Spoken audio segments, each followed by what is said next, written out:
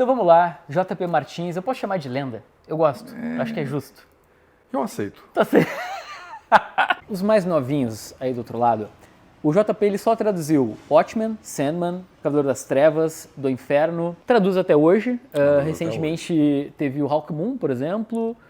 Desculpa. O Wonder Warthog. Pela Veneta. Da Veneta. Então, segue... Não está mais traduzindo super-heróis, assim, Não, diretamente? Não estou mais. Nada? Zero? Não, porque eles acham que eu sou irresponsável. Gente, o objetivo desse vídeo, desse quadro, que são os quadrinhos obrigatórios, é conhecer o gosto por quadrinhos JP. E eu tô muito ansioso porque a gente tá falando de um cara que, sei lá, né? Todo quadrinho que tu tem na tua casa provavelmente tá ali JP. Então vai ser bem bacana. Mas antes a gente tem falado o seguinte. O JP, junto com a editora Noir e a Heroica, estão lançando... A Reflexão do Inocente, que é o livro que comenta a sedução do inocente do psiquiatra Frederick Werther. Estão saindo os dois ao mesmo dois tempo, juntos. numa campanha, e você aí do outro lado com certeza sabe o que é a sedução do inocente, né? Até o próprio subtítulo, né? Um livro que literalmente revolucionou os quadrinhos e causou uma grande complicação, quase acabou com a indústria. Ele cita literalmente que o Batman e Robin são um casal homossexual. Literalmente. Tá escrito lá, Tá, meu Deus. tá dito, né? Que, na verdade é uma relação de pederastia. Um homossexual adulto com um efebo. O ponto da discussão, e isso surgiu justamente, assim, né, em vários núcleos, né, sites, etc., mas quando eu publiquei no Twitter, eu tomei esse susto, porque eu joguei lá, gente, olha que legal, pô, um livro histórico, legal, né? Legal no sentido de... Oportuna a publicação. E aí já o pessoal, não, nossa, mas esse livro é um perigo. E eu entendo, o argumento é bom, no sentido de que o quanto esse livro... Ele, obviamente, é muito benéfico, porque a gente vai finalmente poder discutir os assuntos dele. E outra parte do público que polemizou era, tá, mas esse livro não pode ser usado como arma hoje em dia? Tem uma opinião, sabe? É um argumento válido, porque o livro ele foi, em 54, instrumentalizado pela direita para uma atitude reacionária em relação às revistas em quadrinhos. Mas eu penso que a extrema-direita no mundo, e particularmente no Brasil, usa qualquer coisa como arma para a guerra cultural. Um pouco do que nós colocamos no livro que vem acompanhando, que faz os comentários, que é o Reflexão do Inocente, que faz comentários sobre o Sedução do Inocente, um pouco do que nós colocamos lança algumas luzes e mostra o contexto do livro na época que ele foi lançado e as implicações e as ideias. Faz uma contraposição bem interessante. Tá nos últimos dias do Catarse, entra aqui. Mas sobre esse debate que a gente está tendo, cara, eu me preocupo assim... Beleza, esse conhecimento ele é perigoso, ele não pode estar disponível. Pô, eu acho que não é um caminho... Eu entendo o argumento das pessoas que dizem, pô, mas isso é um livro em algum nível perigoso. Mas ao mesmo tempo eu penso isso. Eu acho que o argumento para mim é mais forte no sentido de, puxa, a gente vai evitar... conhecer algo porque ele pode ser um problema. Por exemplo, não vamos estudar o átomo porque isso pode virar uma bomba atômica. E é justamente porque a sedução do inocente provocou cataclismas muito importantes na indústria de quadrinhos nos Estados Unidos, que teve repercussão no mundo inteiro, que a gente tem que ler esse livro. E se puder fazer uma leitura crítica, amparada, pensada, é melhor ainda. E é o que eu espero que a gente esteja fazendo com a publicação desses dois livros. Link aqui embaixo. Deixa teu comentário também o que tu acha sobre essa questão. Sinceramente, eu estou bem curioso. Especialmente o parágrafo sobre Superman, Robin e Batman serem um casal. Mas você sabe que há uma curiosidade que me surpreendeu à medida que eu fui trabalhando no livro. Ele fala en passant. Ele é bem direto, ele cita isso, ele deixa bem claro, mas ele fala muito pouco. De quem ele tem ódio visceral é do Superman. Ele odeia o Super-Homem com todas as forças, porque ele vê o Super-Homem como um ideal nazista de uma raça ariana suprema. Então ele detesta o Super-Homem. O Batman ele fala en passant. Só que como o tema da homossexualidade é um tema nevrálgico hoje, e era ainda mais 70 anos atrás, a imagem a sedução do inocente ficou vinculada a essa questão do Batman e Robin. Mas o inimigo dele, declarado, é o Superman. Chupa Lex Luthor. Que ele conseguiu. Ele conseguiu. Então, a gente vai começar com o seguinte. Temos um contexto engraçado aqui. Porque quando eu cheguei, né, estamos na casa do JP, eu pensei, nossa, é agora. Eu tenho aqui a Gimbal para fazer um vídeo sobre a coleção. E a coleção não está aqui. Não. Qual é que é o nome do lugar da coleção? A coleção ela não está aqui porque a Carmen, minha mulher, ela proibiu a entrada de gibis nessa casa. E a minha coleção toda está na Nerds Cave, uma área de 60 metros quadrados onde eu coloquei todos os meus 40 ou 50 mil gibis. Muitas pessoas já visitaram Nerds Cave? Alguns seletos. Alguns seletos. Alguns seletos. A primeira pergunta desse jogo é, beleza, e se a tua casa estivesse pegando fogo, o que tu tiraria de lá?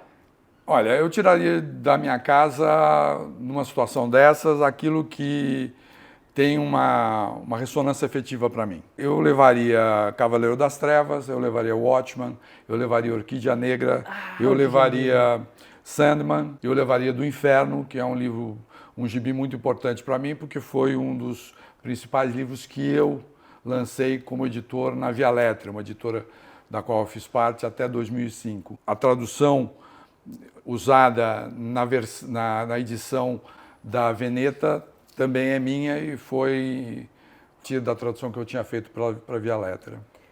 Do que tu falou, achei legal que, né, parece Cidadão Kane, né? O que é o teu Rosebud? Se tu fosse salvar, tu voltaria para os tempos mais áureos. Eu estava esquecendo, eu ia deixar Superman, porque era assim que a Ibal chamava. O título era Superman, mas dentro da revista ele aparecia como Super-Homem. Superman 31, terceira série. JP, tu falou, é o que eu quero trazer, eu quero ter esse conteúdo no meu canal. Tu falou sobre Sandman. Para quem não sabe, originalmente em inglês, o nome de todos os perpétuos de Sandman começa com a letra D. Só que no Brasil é algo complexo de se fazer, logo o JP pegou o sonho e a morte, que são os únicos que não são com D, e trocou para desencarne. Desencarnação. Desencarnação e... Mas tem desencarne algumas vezes? Tem. Não, como desencarne, não. Não. O pessoal na internet menciona desencarne, eu não sei de onde é que eles tiraram. Desencarnação. Mas é desencarnação. E... Devaneio. Devaneio. Então são duas traduções que vêm para fazer esse jogo de palavras. Mas você disse troca. Isso aí pode induzir o nosso telespectador a acreditar que eu troquei o nome. Então o cara não aparece sendo chamado de sonho, não aparece sendo chamado de Sandman, aparece sendo chamado de devaneio. Não, na verdade eu aproveitei o fato do Sandman ter milhares de nomes, dependendo da cultura, várias histórias. Ele é mestre moldador, ele é Lord Zoril, Morpheus e assim por diante. Então, já que ele tem vários nomes, eu inventei mais um. Eu inventei Devaneio, que é o sonho acordado. E fui muito comedido. Eventualmente, principalmente para marcar a sequência de letras D nos nomes dos personagens, eu usava quando os irmãos, principalmente quando os irmãos estavam por perto, ou eles conversavam um com o outro. Eu acho uma sacada muito legal. Acho que é bacana ter isso no Brasil. Então, se eu puder te elogiar... Muito obrigado. Muito parabéns. Obrigado. É o que eu queria. Me defenda, porque eu sou muito atacado por isso. JP, tu me falou, tu me confidenciou que tu não acompanha mais gibi de super-heróis. Que a próxima pergunta seria o que tu acompanha regularmente. A última série que tu acompanhava, pelo que tu me disse, é Capitão América. Capitão América e Thor. Na verdade, eu estava acompanhando a série... Eu acompanhava as séries mensais quando eu traduzia as séries mensais. Até o pessoal os editores se cansarem dos meus atrasos e da minha irresponsabilidade. Com grandes calvícies vem grandes irresponsabilidades. Então, eles pararam de me passar e eu deixei de traduzir regularmente. Mas eu não tenho mais condições de traduzir regularmente. Hoje eu traduzo muito esporádico. Mas eu acompanhava o Capitão América. Uhum.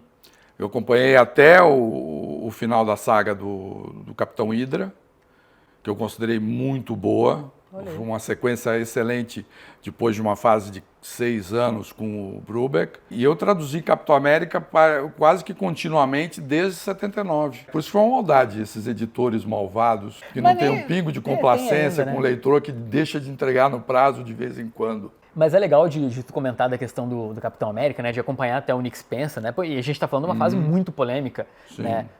Porque muita gente, pronto, o que eu vou dizer, né? Eu leio quadrinhos desde, sei lá, 90 e alguma coisa, dessa época tu já estava traduzindo há muito tempo. Mas enfim, o ponto que eu quero dizer é que muita gente diz assim, não, mas hoje em dia não é tão bom. Não, mas antes que era legal, hoje eu já não leio mais e tal. E isso não acontece contigo? Não. Não.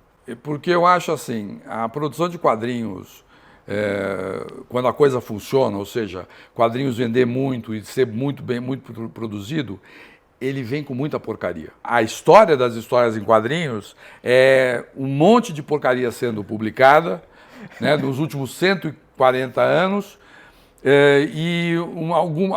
uma pequena porcentagem de coisas maravilhosas que revolucionam completamente o meio. Só que como esse material é publicado em larga escala, quer dizer, é uma porcentagem pequena, é um volume extremamente grande.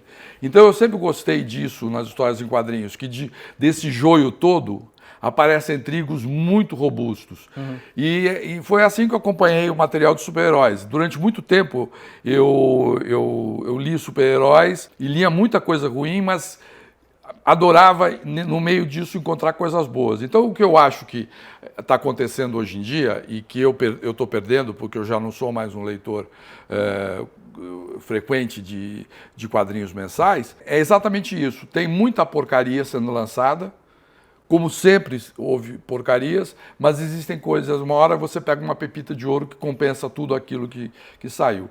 A única coisa que eu lamento em relação aos quadrinhos de hoje não, vamos especificar, aos quadrinhos de super-heróis de hoje é que eu acho que falta um pouco de rédea, porque até um determinado momento, a Marvel principalmente, a DC não tanto quanto a Marvel, tinha um controle geral sobre o que estava sendo publicado. Hoje parece que eles soltam a corda para vários editores e roteiristas, e eles não trabalham em uníssono. Entendi. É isso que eu acho que é lamentável. O universo todo, quer dizer assim? Exatamente. Porque uma das coisas que eu sempre gostei e que eu entendo como a razão da Marvel fazer o sucesso, ter feito o sucesso que fez, é o fato de ser um universo coerente, simultâneo. Que foi exatamente isso que eu e o Elcio tentamos fazer nos primeiros anos da Abril, mesmo publicando histórias que não eram simultâneas. Porque, na verdade, esse era o grande barato. E, para isso, você precisava de um controle editorial maior do que eu acredito que existe hoje em dia. Eu acho que isso é algo que fez muito a Guerra Civil, tá? Pegando um exemplo desse século, né? Eu acho que parte do sucesso dela está nisso. É algo que realmente afetou todo mundo. Sim. Hoje, essas sagas... Assim, teve a Guerra dos Reinos, foi legal, do Thor, que pegou tudo. Mas tu pega os eventos, não, esse evento é da franquia X-Men com Homem-Aranha. Tá, mas e o Capitão América? Exato. Fica de fora. Eu concordo muito. Não, além da banalização dos eventos, né? Quer dizer, eu sou de uma época em que evento era Guerras Secretas e Crise nas Infinitas Terras, e era isso que você tinha. Depois disso, abriu a porteira, então também banalizou. JP, para terminar, tem uma pergunta sobre os melhores do ano, só que como a gente está no começo do ano, é mais fácil eu te perguntar o que tu leu de melhor no ano passado, assim, algo que tu diga, pô, isso aqui vale a pena. Ai, caramba, deixa eu pensar. 2 livros que eu li ano passado, 2 gibis que eu li no ano passado, são do Paco Roca, que eu queria muito ter traduzido, mas não fizeram essa bondade comigo.